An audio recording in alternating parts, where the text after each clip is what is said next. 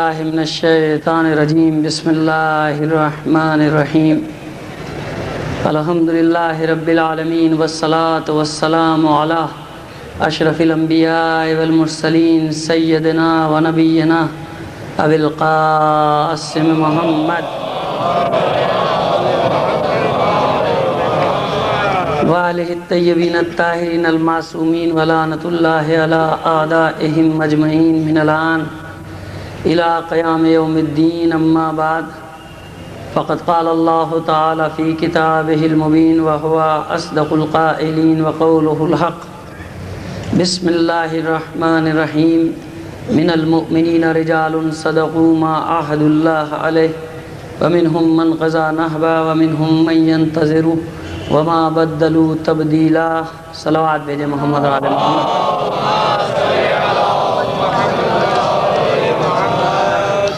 مومنین کرام، یہ کچھ نام آپ کے سامنے پڑھ رہا ہوں۔ مرحوم سید رفیق حسین زیدی، سید محمد ذکی زیدی، سید تنویر حسین نقوی، اور یہ سجاد حسین ابن محمود حسین، فخر النساء یا قمر النساء بیگم جو بھی ہے بنت محمود حسین، اور محمد مرتضیٰ آغا ابن آغا محمد باقر، ان تمام کے ایصال ثواب کے لیے اور اپنے بھی تمام مرحومین کو شامل کر کے سورہ فاتحہ کی تلاوت فرما دیجیے۔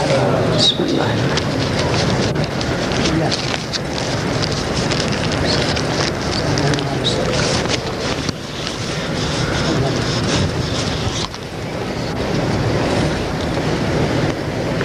صلوات بھیجے محمد و آل محمد۔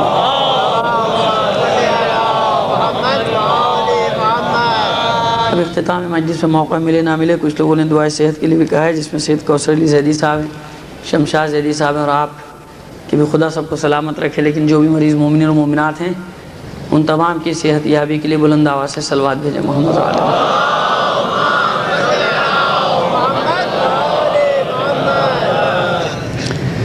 اور مومنین میں کچھ لوگ ایسے ہیں کہ خدا سے جو عہد کیا ہے، خدا سے جو وعدہ کیا ہے اس کو پورا کرتے ہیں، اس کو نبھاتے ہیں۔ ان میں سے کچھ لوگ اپنے وعدے کو پورا کر کے جا چکے اور کچھ اپنی باری کا انتظار کر رہے ہیں، اور یہ وہ سنت ہے، وہ طریقہ ہے، وہ سنت الہی ہے، وہ راستہ ہے کہ جس میں کوئی تبدیلی آنے والی نہیں ہے، اس پہ کوئی تبدیلی پیدا نہیں ہوتی۔ اور تاریخ جناب امیر مختار کے موضوع میں بات کر رہا ہوں، اور روز بروز جو آپ کی تعداد میں اضافہ ہو رہا ہے، میری بھی حیرت میں اضافہ ہوتا چلا جا رہا ہے۔ حالانکہ میں کوئی کسر نہیں چھوڑ رہا کہ اگلے دن مجمع کم ہو جائے، مگر آپ لوگوں نے بھی ٹھان لی ہے پوری۔ بہرحال صلوات بھیجیے محمد و آل محمد پر۔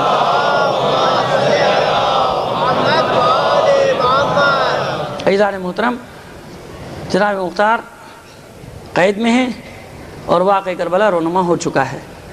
اب میں نے جس طرح سے آپ روزانہ میرا ساتھ دے رہے ہیں، میں تسلسل کو برقرار رکھوں گا، کیونکہ مجھے ایک درس کی طرح سے پڑھنا ہوتا ہے، وقت کم ہوتا ہے، اور پورا تاریخ اتنی طویل ہے کہ اس کو 10 یا 9 مجلسوں میں نہیں سمیٹا جا سکتا اگر اس انداز کو اختیار کیا جائے۔ لہذا آپ میرا ساتھ دیں گے انشاءاللہ۔ میں کم وقت میں آپ کو زیادہ سے زیادہ کوشش کروں گا، اپنی طرف سے خوش فہمی میں مبتلا ہوں کہ زیادہ سے زیادہ میٹر آپ کو دیتا ہوا چلا جاؤں، وقت ہمارا بچتا چلا جائے۔ اپنی توجہ رکھیے کہ جہاں میں تھک جاؤں گا وہاں ضرور آپ سے تقاضا کروں گا صلوات کا۔ ایک بار اور صلوات بھیجیں محمد علیہ محمد۔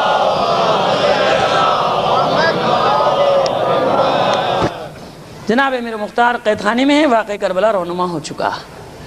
واقع کربلا رونما ہوا، رہا ہوئے قیدی واپس آ گئے مدینے۔ یہ آپ سلسلے وار مصائب پورے 2 مہینے 8 دن سنتے رہیں گے۔ میری بھی جہاں تک کوشش ہے مصائب کے ٹکڑے میں کچھ پیش کرتا رہوں گا۔ یہاں جب یہ قافلہ مدینہ واپس پہنچا ہے تو اب بشیر کو بھیجا، جیسا کہ آپ سنتے ہیں مصائب، اور یہی تاریخ بھی ہے، بھیجا، اس نے اعلان کیا، اور جناب محمد حنفیہ جن کے ہاتھوں میں راشا ہے، اور اس کی وجہ بھی میں آپ کی خدمت میں عرض کر چکا ہوں پہلی مجلس میں۔ جناب محمد حنفیہ نے جب یہ سنا کہ قافلہ واپس پلٹ چکا ہے اور پوری صورتحال سے آگاہ ہوئے پہنچے، پرسہ دیا جناب سید سجاد کو، اور جناب سید سجاد نے بھائی کا پرسہ دیا جناب محمد حنفیہ کو، اور غش آ گیا ان کو، روتے روتے ماتم کرتے رہے۔ اس کے بعد جناب محمد حنفیہ کا تاریخ میں یہ ملتا ہے کہ انہوں نے اپنی زرہ کسی، کمر میں تلوار حمائل کی، اور پھر روپوش ہو گئے، پھر ایک سمت میں چلے گئے، اور کچھ پتہ نہیں چلا جناب محمد حنفیہ کا کہ وہ کہاں چلے گئے۔ اور وہ کب ظاہر ہوئے؟ جب جناب مختار نے خروج و ظہور کیا، جب قیام کیا، تو اس وقت جناب محمد حنفیہ کا کردار سامنے آتا ہے۔ اس وقت تک یعنی 4-5 سال کا عرصہ جناب محمد حنفیہ مدینہ چھوڑ گئے، کہاں چلے گئے کسی کو نہیں معلوم، روپوش ہو گئے۔ تو آپ کی روپوشی بتا رہی ہے، حالانکہ جناب سید سجاد وہیں ہیں، مدینے میں ہیں۔ واقع ہرہ بھی پیش آیا، مدینے پہ مسلم بن عقبہ نے حملہ بھی کیا، آگ بھی لگائی، تاراج بھی کیا مدینے کو، لیکن جناب زین العابدین علیہ السلام سے کوئی کام نہیں رکھا، کیونکہ یزید نے لکھ کے بھیج دیا تھا۔ ابھی میں اس واقعے پر روشنی ڈالوں گا کہ سب کو، پورے مدینے کو تاراج کر دینا جو تمہارے مقابلے پہ آئے، لیکن علی ابن حسین کو نہ چھیڑنا، ان سے کوئی سروکار نہ رکھنا، اور اس نے احترام بھی کیا۔ تو جب یہ بھی طے ہے کہ خاندان رسالت مآب سے اب کوئی سروکار فی الحال نہیں ہے، تو اس موقع پر روپوش ہو جانا یہ خود ایک سوال ہے تاریخ میں کہ کس لیے جناب محمد حنفیہ نے روپوشی اختیار کی۔ کیونکہ جناب محمد حنفیہ نے خود یہ بعد میں اس بات کا اظہار کیا کہ اگر ایک غلام بھی تکلیف پہنچائے اہل بیت کو تو تمام مسلمانوں پر واجب ہو جاتا ہے کہ وہ اہل بیت پر پڑی ہوئی مصیبت کا انتقام لے، کیونکہ زمین ہموار کرنی ہے جناب محمد حنفیہ کو۔ صلوات بھیجیے محمد علی محمد، اجازت ہے کیونکہ زمین ہموار کرنی، لہذا جناب محمد حنفیہ روپوش ہو گئے 3-4 سال کے لیے۔ کچھ نہیں معلوم ہوا تاریخ میں کہ کہاں چلے گئے، اپنے بال بچوں کو چھوڑ دیا، مدینے کو چھوڑ دیا، کسی کو نہیں معلوم کہ جناب محمد حنفیہ کہاں چلے گئے۔ اب اس کے بعد جناب امیر مختار جو قید خانے میں ہیں، زندان میں ہیں، اور اس کو 1 سال کی مدت گزر گئی تقریباً، تو رہائی کا وسیلہ کیسے بنا؟ میں نے آپ کی خدمت میں عرض کیا تھا کہ ان کی جو بہن ہے جناب صفیہ، یہ زوجہ ہیں عبداللہ ابن عمر کی، اور گھر پہ حکومت ہے جناب صفیہ کی، یعنی حکم چلتا ہے جناب مختار کی بہن کا۔ عمیر ابن عامر حمدانی کوفے کا معلم ہے۔ معلم، دیکھیے انسانوں کو ایک ہی پیرائی میں مت دیکھیں، جیسے اصحاب رسول ہیں، جیسے اصحاب علی ہیں، جیسے اصحاب جمل ہیں، اصحاب نہروان، کیٹیگریز ہوتی ہیں۔ ایسا نہیں تھا کہ سارے شیعہ یا تو قید خانے میں تھے یا فرار ہو گئے تھے یا کربلا آ گئے تھے۔ کچھ لوگ ایسے بھی تھے کہ محبت تو کرتے تھے، جذبہ بھی رکھتے تھے، روتے بھی تھے، لیکن قربانی دینے کی ہمت نہیں تھی کہ قربانی دے، یہ ہمت نہیں ہوتی تھی بعض لوگوں میں۔ انہی میں سے ایک ہے یہ معلم کوفہ عمیر بن عامر حمدانی کے جس تقیہ میں چلا گیا، چھپا لیا اپنے آپ کو۔ میں سمجھتا ہوں کہ اس 1-2 کردار ایسے ہیں کہ جن میں شاید خدا کی یہ مصلحت بھی رہی ہو، تو اس نے اپنے آپ کو چھپا لیا، تقیہ کر لیا۔ یہ معلم تھا، پڑھاتا تھا، اور اس کے اسٹوڈنٹس میں جتنے بھی ابن زیاد، حسین بن نمیر، سنان بن انس، ان سب کے بچے اس کے پاس پڑھا کرتے تھے۔ واقعہ عجیب ہوا کہ یہ ایک دن پڑھا رہا تھا، شدید گرمی تھی، اور اس نے کسی اپنے شاگرد سے کہا مجھے پانی پلاؤ۔ جس نے جو پانی پلایا، ٹھنڈا پانی جو اس کے ہاتھ میں آیا تو بہرحال شیعہ تو تھا نا، مومن تو تھا، واقعہ کربلا اس کی نظروں کے سامنے گھوم گیا۔ بس وہ جو واقعہ گھوما تو فوراً کہتا ہے کہ قاتلان حسین پر لعنت ہو۔ یہ بے ساختہ اس کے منہ سے جملہ نکل گیا اور آنکھوں سے آنسو بہنے لگے۔ تو اس میں جو سنان بن انس ملعون کا جو بیٹا بیٹھا تھا وہ ایک دم سے کھڑا ہو گیا کہ یہ تو نے کیا کہا؟ تو جانتا ہے کہ تو نے کیا کہا؟ تو نے قاتلان حسین پر لعنت بھیجی ہے، اور جانتا ہے کہ ابن زیاد یزید کے حکم سے، امیر یزید کے حکم سے ابن زیاد نے یہ کام انجام دیا، اور میرا باپ ہے کہ جس نے نو کے سینہ پر حسین کے سر کو بلند کیا تھا۔ اب یہ ڈر گیا، کانپ گیا، اور کہتا ہے کہ نہیں تو نے کچھ غلط سنا، میں نے کچھ کہا۔ بہرحال اس کو وقتی طور پہ اس نے راضی کر لیا، لیکن اس کیونکہ ظاہر ہے کہ آپ جانتے ہیں کہ یہ نا تحقیق ولد ہائے نا تحقیق ہیں سارے، تو اب اس کے دل میں تو بات ہے، اس کو یہ معلوم ہو گیا کہ یہ محب اہل بیت ہے۔ یہ جا کے اپنے باپ سے اس انداز میں شکایت کرتا ہے کہ اپنے کپڑے اپنے سارے پھاڑ لیے، پتھر سے خود ہی اپنے آپ کو زخمی کیا، روتا پیٹتا چلا گیا، اور کہتا ہے کہ مجھے مارا میرے معلم نے، کیوں مارا؟ تو کہتا ہے کہ وہ قاتلان حسین پر لعنت بھیج رہا تھا، اس نے تجھ پر لعنت بھیجی، اس نے اپنے زیاد پر لعنت بھیجی، اس نے یزید پر لعنت بھیجی۔ جب میں نے اس کو منع کیا تو مجھے ایک کونے میں لے گیا اور اس نے میری یہ درگت بنا ڈالی۔ بس اب یہ سنان ابن انس غصے میں آیا اور یہ ابن زیاد کے دربار میں دارالامارہ پہنچا، اور وہاں جا کر اس کو پھر اس نے یہ واقعہ بتایا۔ اس نے اس معلم کو گھر سے اٹھوا لیا، اور پھر جو اس کی ہنٹروں سے لگنی شروع ہوئی، قتل کا حکم دینے والا تھا کہ اس نے کہا کہ تو مجھے بات تو بتا، میرا گناہ کیا ہے؟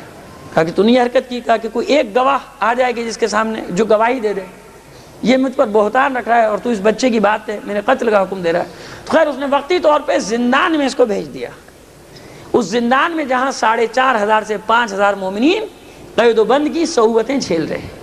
میں بار بار تکرار کرتا ہوں کہ یہ مثل تو مشہور ہو گئی ہے، کوفی لا یوفی، کوفیوں نے بے وفائی کی، کوفیوں نے دغا کی، لیکن جو کوفے کے مجاہد شیعہ تھے وہ تمام کے تمام زندانوں میں ڈال دیے گئے تھے، قید کر دیے گئے تھے، اور یہ 2 نمبر مال جو تھا یہ سارا سامنے تھا. اور یہ ہر زمانے میں آپ یہ پہچان رکھا کریں 1 نمبر کی اور 2 نمبر کی اصطلاحات. اب کیا کروں، میری زبان پہ بھی آ گئی، صبح شام سنتا رہتا ہوں تو یہ ہو گیا. تو یہ سارا جو باہر تھا یہ وہ تھے کہ جو سارے صرف شور شرابہ کرنے والے اور جنہوں نے امام کو چھوڑ دیا، اور جو خالص شیعہ تھے وہ سب کے سب جنہوں نے بیعت نہیں کی، گوارا کر لیا اس بدترین قید کو کہ جو زمین کی تہ میں قید خانہ ابن زیاد نے بنایا تھا تاریخ میں، کہ 50 سیڑھیاں نیچے اتر کے جانا پڑتا تھا جہاں روشنی کا گزر نہیں. جب عمیر ابن عامر کو یہاں پھینکا گیا اس قید خانے میں تو یہ تو بیچارہ ویسے ہی ڈرپوک آدمی تھا، بس ہر وقت روئے جاتا تھا. تو جناب مختار جو ایک کونے میں پڑے تھے زنجیروں میں جکڑے ہوئے، اور سب سے سخت قید جو تھی وہ جناب مختار کی تاریخیں بتاتی ہیں کہ زنجیروں میں جکڑا ہوا تھا اور ہاتھ پشت سے جناب مختار کے باندھ دیے گئے تھے. انہی نے اس کو اپنے پاس بلایا تاریک گوشے میں. وہ پوچھتا ہے کہ عمیر کہ یہ جو تیری حالت ہے وہ تو میں کسی قیدی کی نہیں دیکھتا، اپنا تعارف کرا. تو کہا کہ میں مختار ابن ابو عبیدہ ثقفی ہوں. خوش ہوتا ہے، قدموں پہ سر رکھ دیا کہ میں نے تیرے بارے میں بہت سنا. کہا کہ انتظار کر اور تو اتنا یہ رو دھو مت، میں تجھے بتا رہا ہوں کہ تو ان قریب رہا کر دیا جائے گا، تو آزاد ہو جائے گا. اب یہ حیران ہوا. اب یہ الزامات جو لگائے جاتے تھے کہ خدائی کا دعویٰ کیا، ولی اللہ کا دعویٰ کیا، مشرکین کا یعنی اس نے مشرکانہ دعوی کی، یہ وہ تاریخ میں اس کے قصے ہیں مختار کے کہ جن کی بنیاد بنا کے کہا جاتا ہے کہ اس نے خدائی کا دعویٰ کیا، نبوت کا دعویٰ کیا. اگرچہ میں کل واضح کر چکا کہ یہ علوم اہل بیت ہیں، کیونکہ یہ ایک ایک واقعے سے آگاہ ہے. برملا کہا کرتا تھا ابن زیاد کے دربار میں زنجیروں میں جکڑا ہوا، اس کے منہ پہ کہہ رہا ہے کہ تیرا قاتل میں ہوں، میں تجھے قتل کروں گا، تو مجھے قتل نہیں کرے گا، میں تجھ سے بدل. کیوں؟ اس کو یقین ہے اپنے مولا کے قول پہ. مولا کائنات صلوات بھیجیے محمد علیہ محمد. یہ جانتا ہے،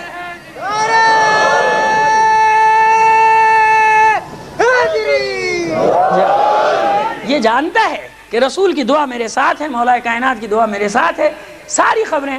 تو اب یہ جانتا ہے کہ عمیر جو آیا ہے یہ میرا وسیلہ بن کے ہے رہائی کا، لہذا پہلے اس کو اطمینان دلائے کہ تو رہا ہو جائے گا، اطمینان رکھ، تیرا کوئی اپنا غم نہ کر. بس جب رہا ہو جائے تو میرا ایک کام کر دینا کہ کسی طرح سے مجھے قلم اور دوات پہنچا دینا، روشنائی اور قلم مجھے زندان میں پہنچا دینا، میں تجھے خبر دے رہا ہوں کہ تو رہا ہو جائے گا. اور وہ رہا ہو گیا. کیونکہ وہ پھر ایک میں تفصیلی قصے میں نہیں جانا چاہتا، اس میں وقت پھر ہمارا ضائع ہوگا. ہوا یہ قصہ کہ اس کی بھتیجی جو ہے وہ دایا ہے ابن زیاد کی بیٹی کی، اس نے رو پیٹ کے اس کی بیٹی سے سفارش کی، ایک وسیلہ بنتا چلا گیا. ابن زیاد نے اس کی رہائی کا حکم دے دیا. جب در زندان کھلا تو مختار نے پہلی خبر اس کو دی کہ جار یہ در تیرے لیے کھلا ہے اور تیری رہائی کی خبر آ گئی. اور یہی ہوا کہ اندر آ کے اس نے اعلان کیا. تو یہ مختار کے قدموں پہ سر رکھ کے کہتا ہے کہ مختار اب چاہے مجھے جان بھی دینی پڑے لیکن میں تیرے لیے جو تو نے کہا ہے اس وعدے کو ضرور پورا کروں گا اور تیرے لیے قلم اور روشنائی کا انتظام ضرور کروں گا. یہ عمیر صلوات بھیجے. اب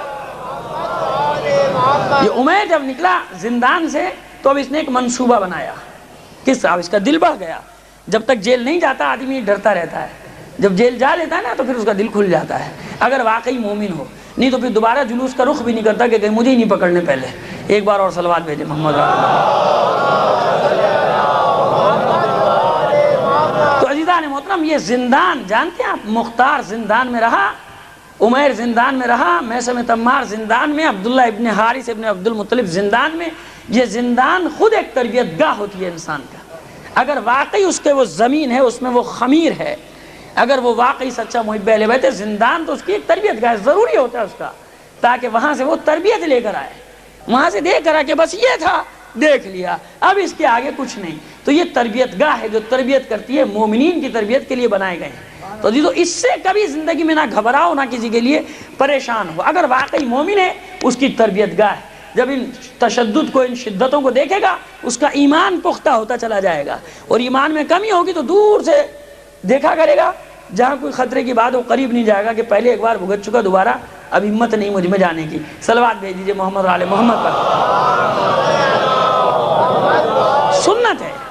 دیکھیے اب میں یہ تجزیہ تو میں نے آپ سے کہا نا کہ تاریخ کے ساتھ ساتھ میرا چلتا رہے گا. میرے تو پریشانی، میری مشکل یہی ہے کہ تجزیے کے بغیر میں آگے نہیں چلتا. عزیز و سنت ہے. یہ زنجیریں، یہ ہتھکڑیاں، یہ بیڑیاں آپ منت کے طور پہ پہنتے ہیں نا. کیوں پہنتے ہیں؟ آپ کے امام کو پہنایا گیا. آپ شبی بناتے ہیں، توق پہنتے ہیں. میں اس کو لاکٹ نہیں کہتا، لوگ کہ لاکٹ کہتے ہیں. توق ہے یہ کڑے نہیں ہیں، یہ ہتھکڑیاں ہیں. کبھی یہ پچھلے سال یہی مسئلہ تو ہو گیا تھا تو میں نے کہا تھا لاکٹ اور یہ کڑے اور یہ پازیب حرام ہے، تو ان کا جی انہوں نے منت کی چیزوں کو حرام قرار دے دیا. نہیں عزیزو، جو منت کی نہیں پہنتے میریاں تو ان کو کہا جاتا ہے توق، ہتھ کڑی اور بیڑی. آپ اگر اس کو کڑے اور پازیب اور یہ لاکٹ کا نام دیتے ہو تو مجھے نہیں پتا. تو اب یہ توق، ہتھ کڑی اور بیڑی کس لیے پہنتے ہیں؟ آپ شبی بنتے ہیں نا، 2-4 دن کے لیے بچوں کو اپنے بناتے ہیں. کیوں؟ کیونکہ امام کو زندان میں ڈالا گیا، امام کو قیدی بنایا گیا، امام کو توق. اب آئیے میں اس کا بھی تجزیہ آپ کے سامنے پیش کر دوں عزیزو کہ کیوں ضروری ہے، یہ ہونا چاہیے. اور اسی نیت سے ان کو بناؤ، اسی نیت سے بناؤ کہ ہم امام کے نام پہ قربان کر رہے ہیں. ہمیں یہ جذبہ ہے کہ زندان میں جائے، قید میں جائے. اگر امام کے نام پہ، مذہب کے نام پہ گیا کوئی پرواہ نہیں. ہاں چوری ڈاکہ کر کے تو نہیں گیا نا. اگر مذہب کے نام پر گیا کوئی بات نہیں. مختار کی سنت ہے، اماموں کی سنت ہے، سب کی سنت ہے. ان سب نے محبت اہل بیت میں یہ زندان کی صحبتیں اٹھائی ہیں. لیکن فرق ہے، ایک تھوڑا سا فرق ہے. ایک جگہ نقل کر چکا ہوں، جی چاہتا ہے دوبارہ ایک بار یہاں آپ کے سامنے، کیونکہ یہاں نقل نہیں کیا، تکرار کر دوں کہ اکثر آپ نے دیکھا ہوگا ہمارے یہاں محبت کرنے والے ہیں بہت سارے کہ جن کو ملنگ بھی کہا جاتا ہے. اور ان ملنگوں میں ایک قسم ایسی ہے کہ جو 24 گھنٹے زنجیروں میں اپنے آپ کو جکڑے رہتی ہے، سر سے پیر تک زنجیروں میں ہتھ کڑیاں بیڑیاں ڈالی ہوئی ہیں. اب ان سے پوچھا جائے کہ بھئی آپ کیوں کر رہے ہیں؟ ہمارے ایک استاد محترم نے سوال کیا بھئی یہ کیوں آپ ایسا کیا ہے؟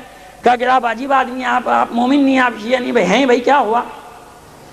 کہا کہ امام کی سنت ہے اس لیے ہم اس کو ڈالے رکھتے ہیں ہر وقت. تو سرکار توجہ سے سنیے گا، دیکھیے جواب. اور اگر آپ کو پسند آئے تو پھر سلوات بھیجیے گا، نہیں پسند آئے تو نہیں بھیجیے گا، میں واپس لے لوں گا. سنیے. اب وہ کہتا ہے کہ سنت ہے. ارے بھائی کیسی سنت ہے؟ کس بات کی سنت ہے؟ بھائی امام 14 سال زندان میں رہا، کوئی امام 20 سال زندان میں رہا، کوئی امام 25 سال زندان میں رہا. یہ امام کی سنت ہے اس لیے پہنتے ہیں. کہا کہ نہیں، یہ امام کی سنت یہ نہیں ہے.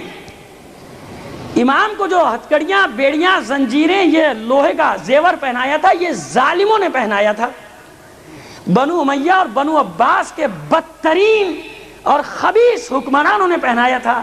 اس لیے کہ انہیں خوف تھا کہ ان کو آزاد رکھا گیا تو یہ انقلاب برپا کر دیں گے. لہٰذا وہ قید میں رکھتے تھے، زنجیریں ڈال کے رکھتے تھے تاکہ لوگوں سے ان کا رابطہ نہ ہو، یہ محبوس ہو کر رہ جائے. اور تم نے خود اپنے آپ کو ڈال کے یوں ڈال دیا.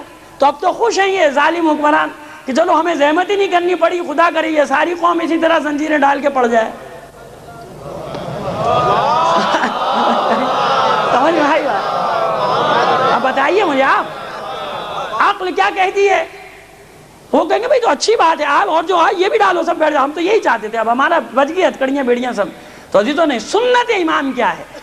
سنت امام یہ کہ ان ظالموں کے خلاف کلمہ جہاد بلند کرو، ان ظالموں کے خلاف اعلان جہاد کرو، ان کفر، شرک اور الحاد کی طاقتوں کے خلاف اعلان کرتے رہو، حق کی پیروی کرتے رہو، حسینیت کا پرچار کرتے رہو.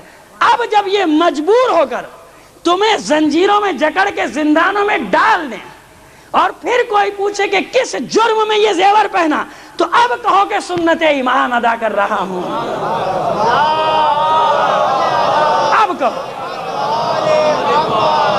اب کہو کہ سنت امام ادا کر رہا ہوں. یہ ڈرتے ہیں یہ ظالم اور جابر حکمران ہم سے، اس لیے ہمیں زنجیروں میں جکڑ کے زندانوں میں ڈال دیا. تو عزیزو کون سا راستہ صحیح؟ کون سی سنت زیادہ ثواب والی؟ کون سی سنت زیادہ عبادت والی؟ صلوات بھیج دیجئے محمد آل محمد پر. درست ہے نا؟ میں رد نہیں کرتا اس کو، میں کہتا ہوں ہاں اس کا بھی ثواب ہے، لیکن ایک ثواب اور ایک یہ بلندی اور یہ معراج. میں نے عرض کیا کہ وہ اپنی جگہ اس کا بھی ثواب ہے. انسان ایک فعل، ایک سنت عزاداری کی ادا کر رہا ہے، ٹھیک ہے اس کا، لیکن یہ مقام تو یہ تو نہیں ہو سکتا نا. اب یہ مقام جو لے گا وہ بن جائے گا مختار کی صف میں شامل ہو جائے گا. تو مختار میں اور دوسروں میں فرق ہو گیا نا. تو عزیزو فرق یہ ہے، اس لیے میں مختار کی تاریخ آپ کے سامنے پڑھ رہا ہوں. اب جب وہ گیا اس نے پھر ایک عمیر نے منصوبہ بنایا. رات ہوئی، مال و دولت والا تو تھا کیونکہ کوفے کا معلم بڑے بڑے سرداروں کے بچوں کو پڑھانے والا، اور جو بڑے بڑے لوگوں کو پڑھائے تو اس کو مال بھی بڑا بڑا ملتا ہے. تو اب جناب اس کو مال و دولت کی تو کوئی کمی نہیں تھی. 500 دینار اور چیزیں بھی، درہم اور درہم جمع کیا، کھانے پینے کا سامان یہ سارا لے کے اس نے رات کو زندہ مان کے گھر پہنچا. وہ تو ڈیوٹی پر تھا، اس کو پتا تھا کہ نہیں ہوگا، رات کو زندان میں ہوتا ہے. اس کی بیوی کو دے دیا، کہنا کہ عمیر آیا تھا معلم کوفہ اور منت کی تھی، نظر کی تھی کہ رہا ہو جاؤں گا تو یہ دوں گا تجھے. جب وہ صبح آیا زندہ بان، اس نے کہا بھائی یہ سامان کون لایا؟ کہا کہ یہ تو عمیر دے کے گیا وہ مولوی میں کوفہ۔ پھر اس نے بتایا کہ نظر کا ہے، کہا نظر کا نہیں ہے، میں سمجھ رہا ہوں اس کے پیچھے اس کی کوئی حاجت ہے۔ دوسرے دن پھر اس نے حرکت کی، دوسرے دن زندہ بان۔ اب دیکھیے کہاں کہاں اگر آپ تلاش کریں نا، ہر جگہ حسین کا چاہنے والا۔ اس لیے کوفے کی تاریخ پڑھ رہا ہوں کہ کس کس جگہ مہرے رکھے ہوئے تھے مشیت نے۔ بات یہ ہوتی کہ پہچاننے والا ہو، کام کرنے والا ہو۔ اب یہ بھی بیچارہ چپ ہے، دبا ہوا ہے۔ ہوتا یہ کہ جب ایک نکلتا ہے نا تو پھر دوسرے بھی نکلتے ہیں۔ اب یہ دل ہی دل میں کہتا ہے کہ عمیر کوئی نہ کوئی حاجت رکھتا ہے جو یہ سارے کام کرے۔ قسم کھاتا ہے کہ اگر یہ مجھ سے مختار کی رہائی کی بھی بات کرے گا تو میں رہا کر دوں گا، کیونکہ جانتا ہے کہ مختار کی صف کا آدمی ہے، خود بھی تقیّ میں ہے۔ اب تیسرے دن اس نے چھٹی کی، جیسی وہ سارا سامان وامان لے کے پہنچا، کہنے لگا کہ دیکھ عمیر بات یہ ہے کہ یہ نظر وز کا قصہ تو چھوڑ دے۔ اس زمانے میں بھی یہ ہوتا تھا کہ نظر کی آڑ میں بھی بہت سارے کام ہوتے تھے۔ صلوات بھیجیے محمد علیہ۔ کہا کہ بھائی تو یہ قصہ تو چھوڑ، یہ بتا کہ چاہتا کیا ہے مجھ سے، اپنی حاجت بیان کر۔ اور میں جانتا ہوں کہ تو محب اہل بیت ہے، میں تجھے علی کی اور حسین کی قسم دیتا ہوں، اپنے دل کی حاجت بیان کر۔ اب عمیر کا دل کھلا، کہتا ہے کہ بات یہ بھائی سیدھی سادی کہ میں یہ چاہتا ہوں کہ مختار تک بس تو یہ قلم اور روشنائی کسی طرح پہنچوا دے۔ کہا کہ دیکھ عمیر کام تو بہت سخت ہے، لیکن میں کوشش کروں گا کہ کسی ترکیب سے یہ پہنچ جائے۔ اور بہرحال میں اس قصے کو بھی حذف کرتا ہوں کیونکہ وہ پھر اور طویل ہو جائے گا، جائیں گے پھر ایک ایک صفحے میں ہمیں ایک ایک دن لگے گا تاریخ کے۔ اس نے ایسا چکر چلایا زندہ بان نے کہ وہ خیار میں، جس کو آپ یہ کھیرا سبزی میں قلم کو چھپایا اور دعوات کو چھپایا اور سبزی کھانے وانے کے بہانے وہ پہنچا دیا کہ بھئی قیدی رہا ہوا تو اس نے منت کی تھی قیدیوں کو کچھ کھلاؤں پلاؤں گا۔ یہ جناب مختار کے پاس پہنچ گیا، جبکہ اس کی بھی خبر ابن زیاد کو ہو گئی، لیکن جناب مختار نے اس کو ایسا چھپایا کہ تلاشی لی، کچھ نہیں ملا، اور اس بیچارے کی جان بھی بچ گئی جس کو قتل کرنے کا حکم دے دیا تھا زندہ بان کو ابن زیاد نے۔ یہ اشارے کرتا جا رہا ہوں، جب آپ پڑھیں گے ساری چیزیں آپ کے سامنے تفصیل سے آ جائیں گی تاریخوں میں۔ اب جب قلم اور دعوات ملا، اب جناب مختار نے خط لکھا عبداللہ ابن عمر کے نام، اور ایک خط لکھا اپنی بہن صفیہ کے نام کہ میں بدترین قید کے دن گزار رہا ہوں اور میری رہائی کا بندوبست کرو۔ یہ زندہ بان نے عمیر کو خط دیے۔ اب یہ نکلے کیسے؟ ابن زیاد کی حکومت۔ لیکن ایک قول ہے ایک مجاہد انقلابی کا، اس نے کہا تھا کہ اگر واقعی کوئی سچا انقلابی ہو تو اس کا ایک راستہ بند کر دیا جائے، وہ 100 راستے خود کھول لیتا ہے، 100 راستے بنا لیتا ہے۔ وہ ہوتا ہے کہ جو اپنے راستے خود بناتا ہوا جاتا ہے، اسے ضرورت نہیں ہوتی کہ اس کے لیے پہلے سے راستے بنائے جائیں تو وہ آ کے پھر کچھ کام کرے۔ کہ یہ ہوتا ہے طریقہ۔ یہ مختار اور اس کے ساتھیوں نے یہ طریقے سکھائے تھے شیعوں کو کہ اپنے راستے خود بناؤ۔ تو عمیر اب یہ ترکیب نکالتا ہے، کوفے سے جا نہیں سکتا، پتہ چل جائے گا مولوی میں کوفہ ہے۔ جناب اس نے احرام کا حج کا سامان کیا اور جا کے تلبیہ پڑھنا شروع کی دارالامارہ۔ اس زمانے میں دستور تھا کہ جب کوئی عمرے حج کے لیے جاتا تھا تو امیر کو ضرور اطلاع دیتا تھا۔ امیر نے سنا بھائی کیا ارادہ ہے تیرا؟ ابن زیاد نے بلایا تو کہا کہ میں حج کی نیت سے جانا چاہتا ہوں، حج کرنے جانا چاہتا ہوں، تو اجازت دے دے، میں نے منت کی دی قید خانے سے رہا ہوں گا تو حج کروں گا۔ اچھا بھائی معقول بات ہے، چلا جا۔ مدینے جائے گا پہلے یا مکے کا حج کامل کروں گا؟ مدینے بھی جاؤں گا، مکے بھی جاؤں گا۔ اس سے 1000 دینار اور 1000 درہم یہ بھی اس سے لے لیے، مال بھی لے لیا اس سے عمیر نے لیا۔ وہ تو لا کے بانٹ دیا فقیر و فقراء کو، اپنے حلال کی کمائی سے سفر کا بندوبست کیا اور چل پڑا۔ بتا بھی دیا کہ دیکھو اگر مال غنیمت کہیں سے مل بھی جائے، اس طرح کا مال لے تو لو، لیکن اپنے اوپر نہ خرچ کرنا، اپنے بچوں پر نہیں، غریبوں پر، فقراء پر۔ بہت خاص مواقع پہ ایسی اجازت ہے، ہر وقت تو ہے بھی نہیں۔ اگر جیسے اس طرح ہاتھ لگا نہ لے لو، چھوڑو نہیں، لے لو اس طرح، لیکن اپنے اوپر نہیں خرچ کرو۔ کیوں؟ جو مستحقین ہیں ان کے اوپر خرچ کر دو، اپنی روزی اپنی حلال سے اپنے بچوں کی تعلیم و تربیت کرو۔ یہ گیا مدینے پہنچا، اور مدینے جا کے جس وقت کھانے پر بیٹھا ہے جناب عبداللہ ابن عمر بیٹھے ہیں کھانے پہ، اور قسم قسم کی آج اپنی پسند کی غذائیں پکوائی ہیں۔ کھانے کا بہت شوق تھا اور ظاہر کے ورثے میں آیا تھا، اور اپنی بیوی زوجہ کو آواز دی کہ صفیہ آؤ کھانے پر۔ تو اب وہ رو رہی ہیں بیٹھی ہوئی کہ جب تک مجھے مختار کی خبر نہیں ملتی میرے بھائی کی کہ کس حال میں کوفہ، 1 سال ہو گیا مجھے پتہ ہی نہیں میرا بھائی کس حال میں اچھے کھانے نہیں کھاؤں گی۔ اتنے میں دق الباب ہوا، کہا کہ میں کوفے سے آیا ہوں، عمیر ابن عامر حمدانی محلے میں کوفہ۔ دوڑے عبداللہ ابن عمر، کہا یہ آپ کے لیے خط اور یہ آپ کی بہن کے لیے خط۔ اب جو خط پڑھا تو رونا شروع کر دیا انہوں نے۔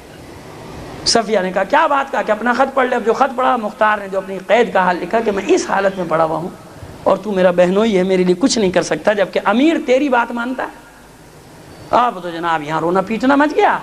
اور جناب مختار کی بہن کے ساتھ ساتھ ان کی بھتیجیوں نے بھی اپنے بال نوچنے شروع کر دیے. ایک مصیبت مچ گئی.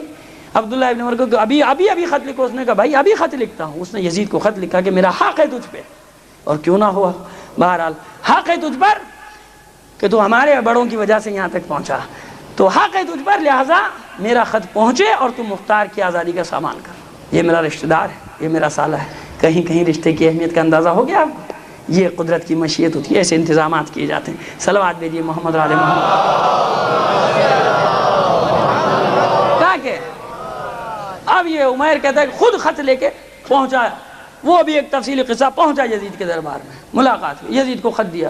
یزید کہہ رہا کہ تو بھی مجھے محب اہل بیت لگتا ہے، شیعہ لگتا ہے. کہا کہ میں تو کرائے کا آدمی ہوں. اس نے مجھے کرایہ دیا، خط دیا، میں آ گیا، یہاں پہنچ گیا. اچھا عبداللہ اب ٹال نہیں سکتا. کہا کہ ابن عمر تو نے مجھ سے بہت سخت سفارش کرا دی مختار کے لیے، لیکن مجبور ہوں کہ تیرا حق ہے ہم پہ. دیکھو ان کا حق ہے، اہل بیت کا حق نہیں ہے. اتنا ایک دوسرے کا خیال کرتے تھے. یہ نسلوں کے بعد بھی انہیں یاد ہے کہ اس کے احسان ہے، اس کے باپ دادا کا احسان ہے یہاں تک پہنچانے میں. ان کا حق یاد ہے، لیکن جو گمراہی سے ہدایت کی طرف لائے ان کے حقوق کو کس طرح پامال کیا ان لوگوں نے. تو عزیزو یہ دنیا میں صبح شام آپ دیکھا کیجیے اس طرح کی باتیں. صلوات بھیجیے محمد علی محمد پر. بیٹا پانی ایک بچہ اوپر ہی بیٹھ جاؤ، ایک بار اور صلوات. محمد والے محمد بلندر سلام.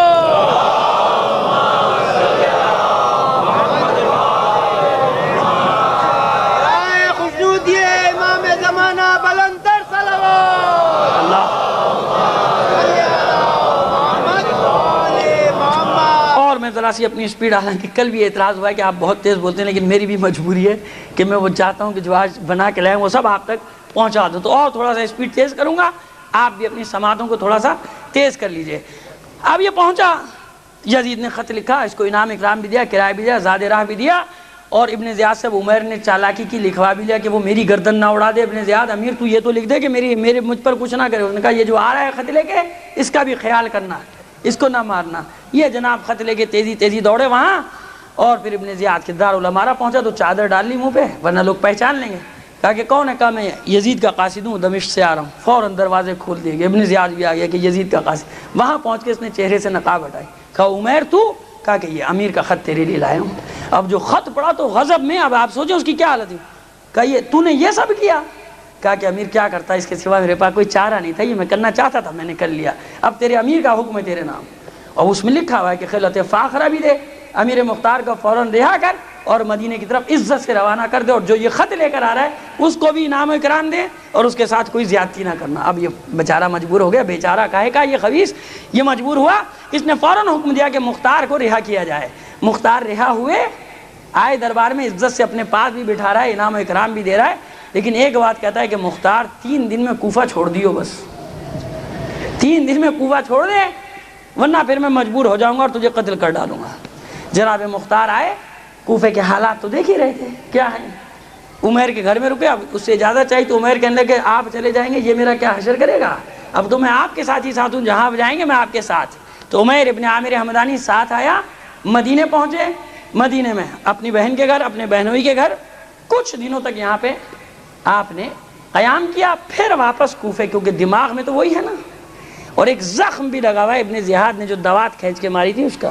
کوئی پوچھتا ہے وہ زخم کا کہ یہ ابن زیاد نے یہ زخم لگایا ہے. اور میں تمہیں بتا دے رہا ہوں کہ ابن زیاد میرے ہی ہاتھوں اپنے انجام کو پہنچے گا. اعلان ہر جگہ کرتے ہیں. پھر دوبارہ کوفے گئے تاکہ لوگوں کو منظم کر دیں، لوگوں کو جمع کریں، قیام کے لیے آمادہ کریں. اتنا آسان تو نہیں تھا نا لوگوں کو قیام کے لیے، حقیقی قیام کے لیے آمادہ کرنا. کیونکہ لوگ دیکھتے ہیں ماضی میں یہ ہوا، اس نے یہ کیا، اس نے یہ کیا. اب سب ڈرے ہوئے ہیں، سہمے ہوئے ہیں. لہٰذا بڑا مشکل کام ہوتا ہے اس کام کے لیے لوگوں کو آمادہ کرنا. لیکن مختار کوفے پہنچے، بھی کام شروع ہی کیا تھا. مخبروں نے ابن زیاد کو پھر خبر دے دی کہ بھئی وہ آ گئی مصیبت. اور اس نے پھر اپنا کام شروع کر دیا. اس نے لوگوں کو بہکانے کا کام شروع کر دیا. وہ لوگوں میں جاتا ہے، لوگوں میں پروپیگنڈا کرتا ہے. ابن زیاد نے پھر گرفتار کر دیا. لیکن اب کی سے پہلے سے انتظام کیا ہوا ہے جناب مختار نے. پھر جناب فوراً خبر ہوئی بہنوئی صاحب کو. انہی نے پھر یزید کو چینل بنا، آپ کی 2 مہینے میں رہا ہو گئے اس شرط پہ کہ اب دوبارہ نہیں آؤ گے، یہاں دوبارہ یہاں پر نہیں آؤ گے. اب جناب مختار یہاں پہنچے مدینے، اور یہاں سے پھر انہوں نے تلاش کرنا شروع کیا جناب محمد حنفیہ کو۔ یہ تو سمجھ گئے کہ امام تک پہنچنے کے لیے اب قیام کرنا ہے، چند اپنے خاص جانثاروں سے عہد بھی لے لیا، لیکن کہا کہ دیکھو اب یہاں سے آپ نیت دیکھیے مختار کی۔ مختار کہتا ہے کہ نہیں، قیام تو کرنا ہے، لیکن جب تک امام زمانہ کی تائید نہ ہو ہم قیام نہیں کریں گے۔ صلوات بھیجیے محمد علیہ، جب تک امام۔ اب دیکھیے دو باتیں آپ کے سامنے لاؤں گا میں آج، یا امام کی تائید حاصل ہو جائے یا نائب امام کی تائید حاصل ہو جائے، یا امام کی تائید یا نائب امام کی تائید۔ پوری تاریخی سند کے ساتھ آپ کے سامنے بات پیش کروں گا۔ تو اب یہ ڈھونڈ رہا ہے کہ کوئی ایسا مل جائے کہ جو امام کی بارگاہ میں میرا وسیلہ بن جائے، کیونکہ اتنا مختار بھی سمجھتا ہے کہ امام کی جو حیثیت ہے اس میں وہ تحریری طور پہ مجھے اجازت نامہ نہیں دے سکتے، جس ماحول میں جس طرح سے زندگی بسر کر۔ یہ مکے پہنچا، اور مکے میں عبداللہ ابن زبیر سمجھیے اسی کی حکومت ہے، ایک حصے میں بس، یہ مکے تک لوگ اس کی بیعت کیے ہوئے اس کے حد تک ہیں، یہاں تک ہے۔ مدینے میں واقع کربلا کے بعد اب بغاوت پھیل گئی۔ حنظلہ غسیل الملائکہ کا نام سنا نا آپ نے، جنگ احد میں جس کو ملائکہ نے غسل دیا تھا، اس کا بیٹا عبداللہ ابن حنظلہ غسیل الملائکہ کے ہاتھ پر مدینے والے بیعت کرتے ہیں، اور عبداللہ ابن مطیع کے ہاتھ پر، کہ ہم اس یزید فاسق و فاجر سے آزادی چاہتے ہیں کہ جس نے اہل بیت کے ساتھ یہ ظلم کیا۔ یہاں فتنہ کھڑا ہو گیا۔ ابان بن عثمان، سمجھ گئے آپ، اس کو یزید کی طرف سے والی بنایا ہوا ہے مدینے کا، یہ محاصرے میں چلا جاتا ہے، اور مدینے کے لوگ محاصرہ کر لیتے ہیں بنو امیہ کا۔ جناب مختار یہاں سے نکل جاتے ہیں، وہ دیکھ رہے ہیں حالات کہ یہ زیادہ دیر مدینے والے مقابلہ کرنے والے نہیں، نکل جاتے ہیں مکے کی طرف۔ عبداللہ ابن زبیر کو جا کے پکڑا، اور عبداللہ ابن زبیر سے کہتے ہیں کہ دیکھ میں تیری ایک بات پر بیعت کرنے کو تیار ہوں، کہ جب تجھے حکومت ملے گی ایک تو مجھ سے مشورہ کرے گا، دوسرے جب تو یزید پر غلبہ پالے گا تو قاتلان حسین کو میرے حوالے کرے گا۔ عبداللہ ابن زبیر کچھ تھوڑی پس و پیش کے بعد، پہلے ایک بار منع بھی کر چکا تھا، لیکن اب وہ جانتا ہے کہ مختار کی قوت کیا ہے، کوفے میں مجھے اس کی ضرورت پڑے گی، لہٰذا اب بیعت کو قبول کر لیتا ہے۔ کہتا ہے ٹھیک ہے، قاتلان حسین کے بارے میں تیرا ساتھ دوں گا اور تجھے ان پر مسلط کر دوں گا، قاتلان حسین پر۔ جناب مختار کی مدد اس طرح عبداللہ ابن زبیر کو حاصل ہو گئی۔ اس کا نتیجہ کیا نکلا؟ نتیجہ یہ نکلا عزیزان محترم کہ مدینے میں جب مسلم بن عقبہ نے حملہ کیا، مدینے کو تاراج کیا، طبری ابن خلدون سب اٹھا کے پڑھیے، بڑے خوبصورت الفاظ میں لکھتے ہیں کہ کربلا کو تو دو شہزادوں کی جنگ بتا دیتے ہیں نا، اب ان سے پوچھو کہ یہاں جو جھگڑا ہوا مدینے میں، تو یہاں تو شہزادہ الگ ہے، مدینے سے باہر چلے گئے جناب سید سجاد اپنے اہل و عیال کو لے کے، اور مدینے میں یہ جنگ ہوئی کہ جہاں 9000 مدینے کی خواتین کی بے حرمتی کی گئی گلیوں میں، سڑکوں پہ۔ یہ یزید کا سالار مسلم بن عقبہ جو بغاوت کچلنے آیا ہے، 700 اصحاب کرام کو تہہ تیغ کر دیا گیا۔ یہ 700 اصحاب کے قاتلوں پر لعنت بھیجنا ثواب ہوگا یا عقاب ہوگا؟ کبھی ان اصحاب کی یاد نہیں آئی کہ جو 700 اصحاب رسول تہہ تیغ کر دیے مسلم بن عقبہ نے؟ کبھی ان کا بھی ذکر کر دیا کرو کہ یزید نے اصحاب رسول کتنے قتل کرائے تھے۔ اور آگے چلیے، عزیز و تاریخ ہے یہ، اس لیے یہ بچے سنتے ہیں کیونکہ ان کو کالجوں میں، دفتروں میں، ہر جگہ مسائل کا سامنا کرنا پڑتا ہے، صرف اس وجہ سے کہ تاریخ بیان نہیں کی جاتی، پڑھا نہیں جاتا، تو ان کو بیچاروں کو پتہ بھی نہیں ہوتا، ان کو تو چند نکات ہی یاد ہوتے ہیں اور نہیں پتا کہ کیسے لاجواب کیا جائے۔ تو یہ 700 اصحاب کو قتل کر دیا گیا مدینے میں، اور ان کا قاتل یزید، اس کا سالار مسلم بن عقبہ۔ مدینے کو تاراج کرنے کے بعد پھر یہ مکے کی طرف چلا، مکے کا محاصرہ کیا۔ مکے میں مختار ابن ابی عبید ثقفی عبداللہ ابن زبیر کا ساتھ دے رہا ہے، مسلسل مقابلہ کر رہا ہے، اور یہ کیا کرتا ہے، اس نے کعبے کے اوپر منجیقوں سے پہلے پتھر برسوائے، اور پھر اس کے بعد آگ، تاریخیں اٹھا کے پڑھ لیجئے، کعبے کو آگ لگوائی، کعبے پر پتھر برسائے، صفا اور مروہ کے درمیان سینکڑوں صحیح کرنے والوں کو جاں بحق یعنی ہلاک کیا۔ ان میں سے کچھ یقیناً شہید شہادت کے درجے پر بھی پہنچے ہوں گے، کچھ مومنین بھی ہوں گے، کچھ کو شہید کیا اس مسلم بن عقبہ نے۔ یہ اس کا کارنامہ جو مدینے اور مکے کے بارے میں جو اس نے انجام دیا، اور مختار وہیں پر ہے مکے میں، اور اس کا ساتھ دے رہے ہیں صرف اس لالچ میں کہ اس کا غلبہ ہو جائے گا تو میں کوفے میں قاتلان حسین پر قابو پانے میں کامیاب ہو جاؤں گا۔ لیکن مسئلہ الٹا، عبداللہ ابن زبیر جنگ جمل سے فتنے کھڑے کر رہا تھا۔ اس عبداللہ ابن زبیر کا تعارف اتنا سا آپ کو کرائے دیتا ہوں، ایک بار اور صلوات بھیج دیجیے محمد علیہ محمد۔ خدا آپ کو جزائے خیر دے کہ میری اس گفتگو کو آپ اتنے تحمل سے سن رہے ہیں۔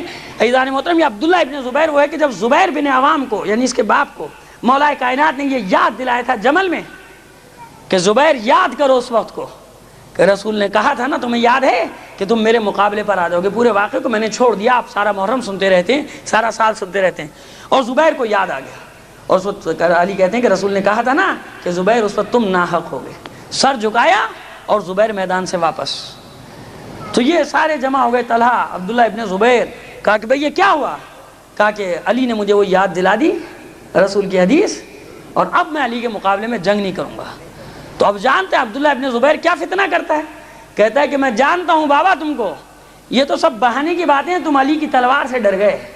اصل میں زبیر کچھ بھی تھا لیکن بہرحال دلیر آدمی تھا، بہادر انسان تھا، یہ فتنہ چاہ رہا تھا کہ کسی طرح جوش دلائے زبیر کو اور مقابلے پر لیا اپنے باپ کو، کیونکہ عبداللہ ابن زبیر کے ہٹنے سے فوج کا مورل ڈاؤن ہوتا۔ تو یہ عبداللہ ابن زبیر اتنا بڑا فتنہ اور بخیل تھا اور بہت ہی مکار قسم کا انسان تھا عبداللہ ابن زبیر۔ اب اس کا تعارف ہو گیا، اب یہاں سے آپ دیکھیے بازی کیسے پلٹتا ہے۔ یہ ابھی محاصرے میں تھا 64 ہجری میں کہ یزید ملعون واصل جہنم ہوا، بلکہ روزانہ صبح شام ہو رہا ہے روایات کے مطابق کہ اس پر روز عذاب وہی نازل ہوتا ہے جس حالت میں یہ مرا ہے، یعنی جس طرح سے اس کی ہلاکت ہوئی ہے، یہ روز صبح شام اس پر مسلسل قیامت تک یہ عذاب تو رہے گا ہی، اس کے بعد پھر جو عذاب پروردگار اس کو دے گا اس کے بارے میں ہم تصور بھی نہیں کر سکتے۔ یہ خبر پہنچی مکے، جبکہ محاصرہ ہے مسلم بن عقبہ کا، مکے کا محاصرہ کیا، خبر پہنچی کہ یزید ملعون واصل جہنم ہوا، بس اس کے لشکر میں بھگدڑ مچ گئی اور عبداللہ ابن زبیر کا مورل بڑھ گیا، لوگ جمع ہو گئے اس کے ساتھ، اور جناب مختار سمجھ گئے کہ اب بازی پلٹ گئی، اور اب عبداللہ ابن زبیر کی بیعت دھڑا دھڑ ہونے لگی بصرے میں، کوفے میں، ادھر ادھر۔ تو اب جناب مختار یہ چاہتے ہیں کہ اس کی رائے تو لیں گے یہ چاہتا کیا ہے، لیکن جب اس کے پاس گئے تو اب اس نے کیا کیا، آنکھیں پھیر لیں جناب مختار سے، اب آنکھیں پھیر کہ بابا کون سا وعدہ، کیسا وعدہ، جب تم نے گھراؤ کیا تھا ہمارا اس وقت ہم کمزور تھے، اب وہ وقت گیا، اب کوئی مطالبے نہیں چلتے، جب تم طاقت میں تھے ہم نے تم سے معاہدہ کر لیا، جب ہمیں تمہاری ضرورت تھی ہم نے تم سے معاہدہ کر لیا، اب ہماری ضرورت نکل گئی، اب جوتے کھاؤ، کبھی اس کے جوتے کھاؤ، کبھی اس کے جوتے کھاؤ، کبھی اس سے ملتے ہیں معاہدہ کرتے ہیں، کبھی اس سے ملتے ہیں معاہدہ کرتے ہیں، جب ان کا کام نکل جاتا ہے، جب ان کی حکومت آ جاتی ہے، پھر وہی جوتیاں اٹھا کے میاں جی کے سر پہ برسانے لگتے ہیں۔ یہ صبح شام آپ اس شہر میں بھی، اس ملک میں بھی تماشا دیکھا کرتے کہ نہیں دیکھا کرتے؟ تو جناب مختار فوراً سمجھ گئے کہ یہ میرے ساتھ دھوکہ کر گیا، اس نے آنکھیں پھیر لی، اور جناب مختار نے بھی یاد نہیں دلایا اس کو، اور یہ وہاں سے غصے میں واپس نکل گئے، مکے سے واپس نکلے، پھر مدینے آئے، اور یہاں سے پھر جناب محمد حنفیہ کو تلاش کرنا شروع کیا۔ یہاں پہ میں آج کا واقعہ لا کے ختم کرنا چاہتا ہوں کہ عزیزان محترم آخر پھر مکے میں جا کے تلاش کرنے میں کامیاب ہو گئے، محمد حنفیہ کو ملاقات ہوئی، اور جناب محمد حنفیہ گلے ملتے ہیں، اور جناب مختار ارادے کا اظہار کرتے ہیں کہ اے فرزند علی، میں چاہتا ہوں کہ انتقام لوں خون حسین کا، لیکن مجھے امام کی اجازت کی ضرورت ہے۔ جناب محمد حنفیہ گلے سے لگاتے ہیں اور کہتے ہیں کہ مختار تو اطمینان رکھ، میں تیرے لیے اطمینان کروں گا، میں تو خود اس وقت کا انتظار کر رہا تھا کہ کب میری اور تیری ملاقات ہو اور حسین کے فرزند رسول کے خون کا انتقام لیا جائے زمین پہ۔ یہ جناب محمد حنفیہ کا کارنامہ، ساتھ لے کے امام زین العابدین علیہ السلام کی خدمت میں آئے ہیں، صلوات بھیجیے اپنے ساتھ لے کر آئے جناب مختار کو امام سجاد کی خدمت میں، اور عرض کیا، مدعا بیان کیا۔ اب دیکھیے امام کی یہ جو نیابت کے لوگ منکر ہو جاتے ہیں نا، یہ منکر نیابت کے اپنے مسائل کے، اپنے مفادات کی بنا پر ہوتے ہیں، ورنہ امام نے اپنی زندگی میں بھی اپنی نیابت دی ہے۔ بس ایک جملہ کہا حکمت عملی میں پوشیدہ کہ اے میرے بھائی محمد حنفیہ، اے میرے چچا محمد حنفیہ، میں اس امر میں آپ کو ولی بناتا ہوں۔ ایک جملہ آپ کو اختیار دیتا ہوں، نہ تحریر دی، نہ زبان سے مختار سے کچھ کہا، بلکہ اپنے نائب سے کہہ دیا کہ اے میرے چچا محمد حنفیہ، اس امر میں یعنی اس انتقام خون حسین کے امر میں میں آپ کو اپنا ولی بناتا ہوں، آپ جو مناسب سمجھیں وہ کریں۔ جناب محمد حنفیہ خوشی خوشی اٹھے، جناب مختار خوش ہوئے، اور آنے کے بعد 40 خط جناب محمد حنفیہ نے لکھے کوفے کے جو مشہور افراد تھے ان کے نام، 40، جن میں ابراہیم بن مالک اشتر، کیونکہ ابراہیم بن مالک اشتر کی شرط بھی یہی تھی کہ جب تک امام کی تائید نہیں ہوگی میں قیام نہیں کروں گا، سب کی شرط یہ تھی۔ خط لکھے اور جناب محمد حنفیہ کی مہر نیچے، کہ میں نے اختیار دیا ہے مختار کو، یہ میری طرف سے آ رہا ہے، اس کا ساتھ دو اور اس کی بیعت کرو۔ وہاں پہنچے لیکن لوگ اب بھی تحقیق تو چاہتے ہیں۔ 50 آدمی پھر وہاں سے آئے کوفے سے، جناب محمد حنفیہ سے ملاقات کی پہاڑوں کے دامن میں، طائف اور مکے کے درمیان جہاں روپوش ہے۔ جناب محمد حنفیہ چھپ کے رہے سارا وقت جب تک کہ انتقام پورا نہیں ہو گیا۔ وہاں آ کے جناب 50 افراد ملاقات کرتے ہیں پھر، اور یہ چاہتے ہیں کہ نہیں ہمیں امام کی تحریر چاہیے۔ جناب محمد حنفیہ پھر وہی بات کرتے ہیں کہ دیکھو میں تمہیں زبانی تائید دلوا سکتا ہوں، لیکن مصلحت نہیں ہے کہ امام تحریری طور پہ اس دور میں تمہیں سند دے، اور مجھے امام نے اس امر کا ولی بنایا ہے، میں امام کی طرف سے ولی ہوں۔ پھر وہ امام سے جا کے ملے، امام پھر یہی جملہ دہراتے ہیں کہ دیکھو میں نے اس امر کا اختیار اپنے چچا محمد حنفیہ کو دے دیا، اور پھر اس جملے کی تکرار تاریخ میں موجود ہے۔ امام کہتے ہیں کہ اور پھر ایک بات تو یہ ہے نا کہ اگر ہم اہل بیت کو کوئی غلام بھی اذیت پہنچائے تو سارے مسلمانوں پر اس کا بدلہ لینا واجب ہے۔ ایک فتویٰ ہو گیا نا، صلوات بھیجیے محمد علیہ محمد۔ نہیں عزیزو بس اب میں نے ختم کر دی، نہ تھکیا، بلند آواز سے صلوات بھیج دیں۔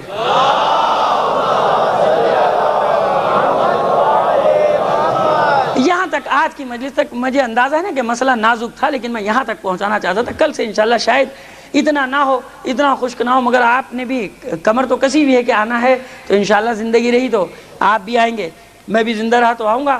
کل سے پھر ہم قیام کے حالات کو شروع کریں گے۔ یہ وہ حالات کہ جن میں جناب مختار نے تائید لی ہے، اجازت لی ہے امام سے، اور اس کے بعد کوفے میں جا کے منظم کیا ہے لوگوں کو اور خروج کا اعلان کیا۔ اور پھر سب سے بڑی بات کہ جب مختار کوفے کی طرف گیا ہے، امام کے پاس لوگ بیٹھے ہیں مدینے میں، اور امام کہہ رہے ہیں کہ ان قریب مختار میرے پاس عمر سعد اور ابن زیاد کے سر بھیجے گا۔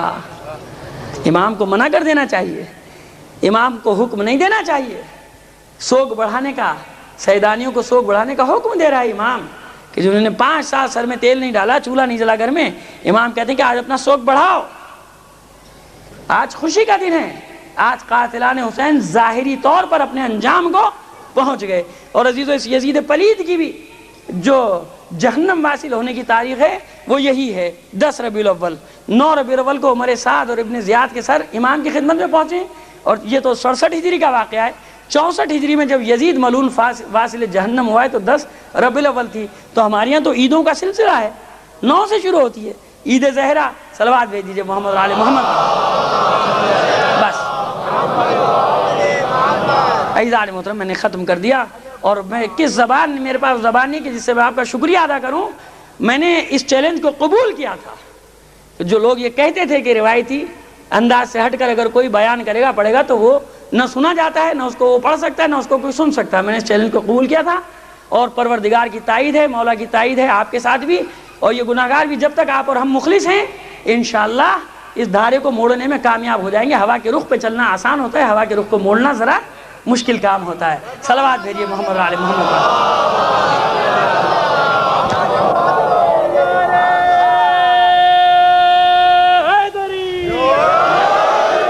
عزاداران حسین اللہم صلی عزاداران حسین۔ بس یہ چند دن کوفے کے زندان میں رہے قیدی، اس کے بعد یزید کا پیغام پہنچا کہ فوراً سرحائے شہداء کو اور قیدیوں کو شام سے میرے پاس روانہ کر دیا جائے، دمشق بھیجا جائے۔ اور اس ملعون ابن زیاد نے کس شان سے روانہ کیا؟ بے کجاوا اونٹوں پہ، سر برہنہ پا برہنہ سیدانیاں، اور ان اونٹوں کی مہار سید سجاد کے ہاتھ میں، ساربانی کا فریضہ سید سجاد انجام دے رہا ہے۔ کوفے سے یہ قافلہ نکلا 15، 16 یا 17، بہرحال یہی ایام ہیں کہ جب یہ کوفے سے ان قیدیوں کا قافلہ شام کے لیے روانہ ہوا۔ چند منزلیں طے کی، اس قافلے نے رات کی تاریکی ہوئی، کوفے سے کچھ دور یہ قافلہ نکل چکا ہے۔ جب رات کو ٹھہرنے کا انتظام کیا جائے، ایک قلعے پہ نظر پڑی، سپاہیوں نے جا کے تفتیش کی، معلوم ہوا کہ قلعہ شیری کے نام سے کوئی شیری ہے جس کا یہ قلعہ ہے۔ اور عزیزان محترم جو محقق حضرات ہیں وہ اب بھی بتاتے ہیں کہ اس کے آثار یا اس زمین کا نشان حلب کے قریب اب بھی موجود ہے کہ جہاں یہ قلعہ شیری تھا۔ عزیزان محترم تو قلعہ شیری کے پاس پہنچے، اس سے اجازت طلب کی کہ ہم امیر کے آدمی ہیں، دمشق جا رہے ہیں امیر کی خدمت میں، اور ہمارے ساتھ کچھ قیدی ہیں، کچھ شہداء کے سر ہیں، اجازت دے کہ رات کو تیرے قلعے میں ٹھہر جائیں۔ شیری نے اجازت دی، قلعے کے دروازے کھول دیے گئے، قیدی بھی اندر گئے، شہداء کے سر بھی گئے، وہ سپاہی بھی گئے، ابن زیاد کے. تو اب شیریں کی جو نظر پڑی کہ قیدیوں میں عورتیں ہیں بچے ہیں، تو جو ان کا سالار ہے اس سے کہتی ہے کہ اگر تم اجازت دو تو یہ ستم رسیدہ عورتیں ہیں بچے ہیں، ان کو صحن کے بجائے میں کسی کمرے میں جگہ دے دوں اپنے قلعے کے. اب یہ سپاہی بھی کہتے ہیں کہ ہاں ہمیں کوئی غرض نہیں، ان کو جہاں چاہو ٹھہرا دو. یہ سہمی ہوئی عورتیں، یہ سہمے ہوئے بچے. عزادارہ نے حسین شیریں آتی ہے ان کے پاس کہ مت گھبراؤ، تم میرے قلعے میں امان سے ہو، تم جو کوئی بھی ہو مجھے اس سے غرض نہیں. آئی لے لا کر ان کو ایک کمرے میں بٹھایا، ان کے کھانے پینے کا انتظام کیا. جب قیدیوں نے اتنا مہربان دیکھا تو کہتی ہیں کہ شیریں جب تو اتنی مہربانی کر رہی ہے تو دیکھ یہ جو ہمارے شہداء کے سر ہیں نیزوں پہ، اگر تو ان سے کہے گی تو یہ رات بھر کے لیے ہمارے حوالے کر دیں گے سر. شیریں گئی، انعام و اکرام کا لالچ دیا انہیں، اور انہوں نے سر رات بھر کے لیے کہا کہ اچھا یہ قیدی اپنے ورثاء کے سر اپنے پاس رکھ لیں. سر لا کے انہیں دیے کہ تمہاری تسکین ہو جائے گی. اب ایک بیوی نے کہا کہ جب تو اتنی مہربانی ہمارے ساتھ کر رہی ہے تو اچھا میں اتنی اجازت دیتی ہے کہ ہم اپنے ان شہیدوں کو رو لیں. تعجب سے کہتی ہے شیریں کیوں نہیں رو، تمہارے مقتول ہیں، رو. کہا کہ نہیں شیریں بات یہ ہے کہ جب سے یہ ہمارے ورثاء قتل کیے گئے، شہید کیے گئے، ہمیں رونے کی اجازت نہیں ہے. تو اجازت دیتی ہے؟ کہا کہ نہیں تم دل کھول کے رو، خوب پرسہ دو اپنے مقتولوں کا، یہاں تم پر کوئی پابندی نہیں. بس عزادارہ نے حسین شیریں واپس پلٹی، ابھی دروازے تک پہنچی بھی نہ تھی کہ کانوں میں ایک آواز آئی، ہائے حسین. بس یہ جو آواز آئی تو گھبرا کے پلٹی، کہتی کہ یہ آواز کس نے دی تھی، یہ نام کس نے لیا تھا. سر جھکائے ایک بی بی بیٹھی ہے، کہتی ہے کہ بی بی میں نے اپنے بھائی کو پکارا تھا، حسین کو قتل کیا تھا. کہا کہ دیکھ بی بی سب روئیں لیکن تجھے رونے کی اجازت نہیں ہے، اور اگر تو رونا ہی چاہتی ہے تو یہ نام لے کے نہ رو، یہ نام لے کے نہ رو. اگر تیرے مقتول کا کوئی اور بھائی ہے تو اس کا نام لے کے رو لے. وہ بی بی سر جھکائے کہتی ہے کہ تیری یہ شرط قبول ہے شیریں. شیریں ادھر پلٹی، ادھر اس نے آواز دی عباس کے بھائی حسین. بس یہ کہا پھر توپ کر پلٹی. کہا کہ بی بی دیکھ یہ نام بھی نہ لے، کیا تیرے مقتول کا کوئی بیٹا نہیں ہے؟ اگر تیرے مقتول کا کوئی بیٹا ہے تو اس کا نام لے کے رو لے. کہا کہ شیریں یہ بھی قبول ہے. اب یہ بی بی کہتی ہے ہائے علی اکبر کا بابا. بس یہ جو کہا تو بیٹھ گئی زمین پر، دو ہاتھ جوڑ کر کہتی ہے بی بی دیکھ جب سے تو میرے قلعے میں داخل ہوئی ہے میرا دل قابو میں نہیں ہے. یہ بتا کہ تو ہے کون، اور یہ جتنے نام تو لے رہی ہے یہ تو میرے مولا کے گھر والوں کے نام ہیں. اور میں تو چاہتی تھی اور میں نے تو کہا تھا کہ دعا کرنا، جب تم اپنے مقتولوں کو رو گے تو دعا کرنا کہ میرے مولا نے آنے کا وعدہ کیا ہے، میں انتظار کر رہی ہوں کہ میرا مولا آ جائے. بس عزادارہ نے حسین شیریں سے کہتی ہے وہ بی بی، او شیریں مولا نے یہ بھی تو کہا تھا تجھ سے کہ دیکھ اگر ہم آئیں گے تو ایسا نہ ہو کہ تو پہچان نہ سکے. شیریں دیکھ تیرے مہمان آ گئے اور تو نے نہیں پہچانا. بس عزادارو اب شیریں کے سامنے مسئلہ واضح ہو چکا تھا. منہ پیٹتی ہے، سر پیٹتی ہے، سر پٹکتی ہے قدموں پہ. اے ثانیہ زہرا میں آج کے دن کے لیے زندہ رہ گئی تھی. ارے میں کیا دیکھ رہی ہوں، میرا مولا حسین کہاں ہے، میرا آقا عباس کہاں ہے، میرا شہزادہ علی اکبر کہاں ہے. بس عزادارہ نے حسین. ثانیہ زہرا کہتی ہے شیریں یہ دیکھ رہی ہے زنجیروں میں جکڑا ہوا بیمار، یہ تیرے وقت کا امام ہے، بس مردوں میں اس کے سوا کوئی باقی نہیں بچا. اور شیریں وہ نوکے نیزہ پر سب سے اونچے نیزے پر جو سر بلند ہے وہی تیرے مولا حسین کا سر ہے. عزادارو شیریں سر و سینہ پیٹتی ہوئی چلی نیزے کی طرف. اے میرے مولا خوب وعدہ نبھایا، خوب مہمانی کا حق ادا کیا. ارے شیریں آج ہی کے دن کے لیے زندہ رہ گئی تھی کہ زینب و ام کلثوم بے پردہ بے مخنہ و چادر اس کے گھر میں مہمان بنے. الا لعنت اللہ علی القوم الظالمین.